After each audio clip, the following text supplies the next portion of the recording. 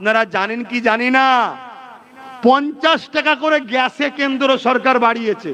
কত টাকা খোঁজ রাখেন? আপনি বলুন হুজুর জলসা হিসাব বলছেন কেন, ভাবছেন নাকি?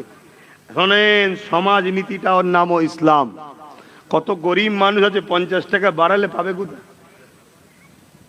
আর এইটা অনেকে বলছে এই 50 টাকা নাকি শুধু মুসলমানদের জন্য বাড়ানো হয়েছে, অমুসলিম ভাইদের জন্য নাকি নয়। এটা কি ঠিক? 2 টাকা করে নাকি তেলের দাম বেরিয়েছে মুসলমানদের, কেন মোদি মুসলমানকে সাইজ করছে। 14 টাকা নাকি ওষুধে বাড়িয়েছে, মোদি সরকার মুসলমানকে সাইজ করে দিচ্ছে। এটা অমুসলিমদের জন্য নয়, শুধু মুসলমানদের জন্য, এরকম মেসেজ নাকি শোনা যাচ্ছে। কথাটা কি ঠিক? তাহলে কি হয়েছে ভাই? ও সবার জন্যে, তার মানে অমুসলিম ভাইদেরও 50 টাকা বেড়েছে। ও তাহলে মোদি তো তাহলে শুধু মুসলমানকে সাইজ করছে নাকি? তাহলে এটা সব ভাই ভাই বসে বুঝাতে হবে না? হবে না? কে করে বুঝাবে?